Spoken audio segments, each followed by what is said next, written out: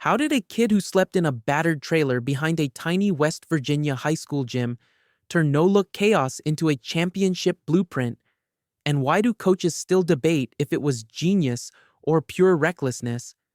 Picture Jason Williams at 2 a.m., barefoot on cold hardwood, fluorescent lights buzzing while the HVAC coughed dust into the rafters. The custodian quit locking the doors. He knew Terry Williams' son would slip inside anyway. Jason dribbled until his palms blistered, hurled behind the back bullets at taped X's on concrete, snatched rebounds before they kissed paint, then tried wilder angles. At dawn, he sprinted for the lone town bus, survived classes, and raced back to the gym with Randy Moss. One ball, two kids, full court. Moss practiced NFL fly routes on Maple. Williams practiced delivering without looking. By senior year, they averaged a combined 64 points. Scouts still muttered, "Too small, too wild." The 1994 state final proved both camps right. DuPont fell on a charge call, and Moss yanked a sobbing Jason off the locker room floor, murmuring, "We ain't done." Recruiters jammed the Williams landline. Jason committed, decommitted, then recommitted, earning bigger headlines than some NBA rookies. Billy Donovan, a baby-faced Marshall assistant, convinced him the flash-masked elite processing speed. Donovan ordered 500 left-hand finishers for every 500 right-hand threes, taped shoebox targets for no-look bounce reps, and Jason hit them blindfolded. He sat 1994-95 under transfer rules, dominated scrimmages the next year, then bolted to Florida for SEC lights. Gainesville streetball cages forged his signature elbow pass, ricocheting off chain nets, but campus cops twice busted him with left-handed cigarettes. Automatic expulsion followed. Overnight, the blur looked like a burnout until Orlando Magic vet Nick Anderson witnessed a charity scrimmage, phoned his agent, and cranked the pre-draft buzz. Kid sees windows the rest of us don't know exist. Sacramento publicly denied interest, then snagged Williams at number 7. Rick Adelman's lone edict, "Turnovers don't scare me, timidity does," unleashed a rookie debut stuffed with 21 points, 3 circus assists, 5 steals, and a reverse layup that felt improvised in mid-air. By Christmas, he'd humiliated Gary Payton with a double behind-the-back crossover, lobbed a 60-footer to Chris Webber without glancing, and inspired a marketing intern to print white chocolate on 20,000 t-shirts. His jersey outsold Kobe's in 1999. MTV spliced his highlights between rap videos, and teenage guards in Barcelona practiced elbow passes off brick walls. But every glow casts shadows. Veteran teammates grumbled about volleyball sets that clanged off their faces. Opponents baited him into risk. Flashy wraparounds one night, 4 head-scratching turnovers the next. In March 2001, the glare intensified. Warriors fans accused Williams of directing anti-Asian and anti-gay slurs toward hecklers. The NBA fined him $15,000 and mandated sensitivity training. Radio pundits labeled him a human highlight hazard. Still, he powered Sacramento to its first playoff berth of the new millennium, yet Stockton's Utah Jazz dissected him in crunch time, and Shaq's Lakers bullied the Kings out of back-to-back postseasons. That spring, Chris Webber broke the news gently. The franchise needed steadier hands. Management agreed. Williams and a draft pick shipped to Memphis for Mike Bibby, a quieter conductor better suited to Rick Adelman's half-court symphony. White chocolate exiled? Not exactly. He was about to major in structure. Hubie Brown, 69, returned from television exile clutching a spiral notebook titled 6-Game Science. The concept: slice the marathon season into 14 sprints. Each tranche carried 2 targets. Team turnovers under 13. Williams's assist to turnover at 3-1. Meet the standard, and Hubie taped a fun-sized Hershey to Jason's locker with "White" scribbled on the wrapper. Miss it, and practice opened with a mile of defensive slides.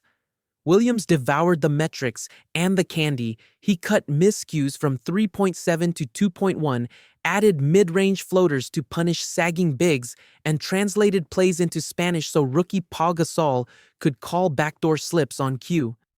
Memphis jumped from 28 to 50 wins in 1 year, their first winning season in franchise history. Brown collected Coach of the Year. FedEx Forum shook to echoes of "Whoop!" after every no-look dime, yet reality arrived wearing silver and black.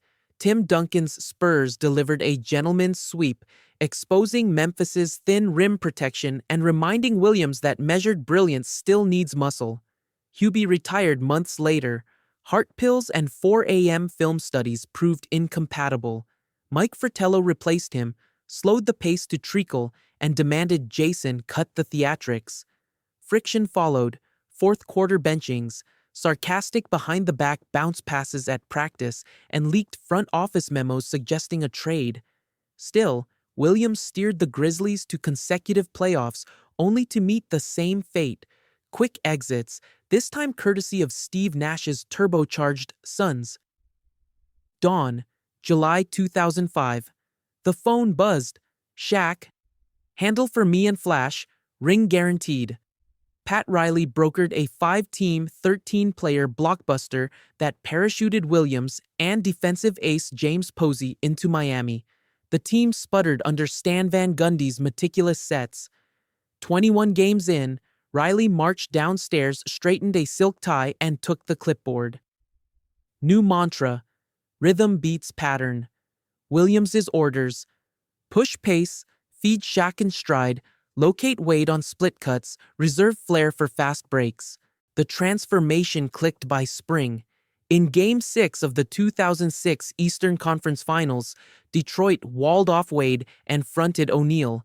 Jason carved them up with 10 unanswered points, a hesitation floater, a leaning bank, a wrong foot three, another floater, and followed with a no-look to Udonis Haslem that detonated the Palace. The Heat advanced, then promptly fell behind 0-2 in the finals. Riley scrawled a single date on a Miami whiteboard, June 20th, and warned, "First chance to lift the trophy." The Heat clawed back.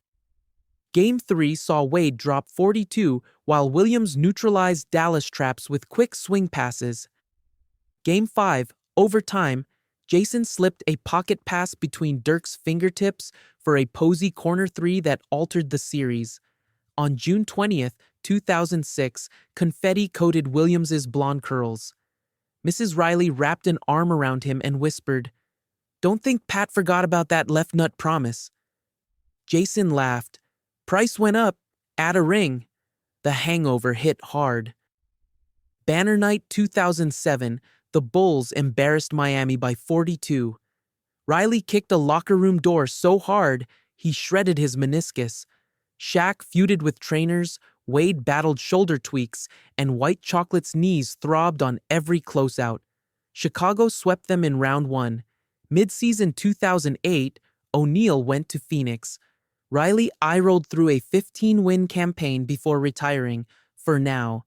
Williams's contract expired into a recession-era cap. The Clippers offered a veteran minimum, but LA rent, agent fees, and lingering medical bills meant he'd literally lose money. He engineered a loophole sabbatical, sitting an entire season to reset his bird rights, then resurfaced in Orlando, 2009.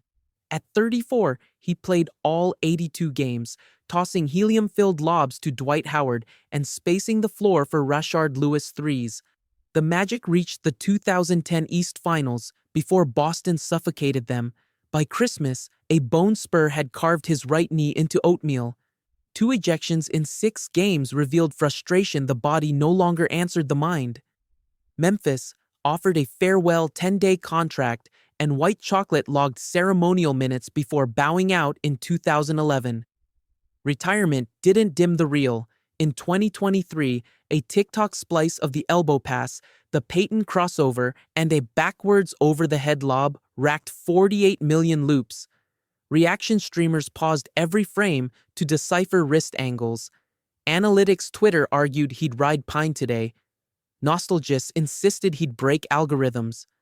Williams pops into comment threads under burner handles. Just an eye emoji. Sometimes a 4-second clip of a playground dime. His son Jackson, 15, copies the blind flick off the dribble in AAU gyms. College scouts already daydream metrics. Jason coaches with a single command. If the pass doesn't skip a heartbeat, throw it sooner. Big Three executives tease him as a guest captain. The professor recruits him for YouTube collabs. NBA TV lines up anniversary specials. Somehow, every interview circles back to the same debate: art or analytics, chaos or control. Strip away slurs, fines, joints, turnovers, and the heartbeat skipping thrill remains. Defenders can't guard what they can't see.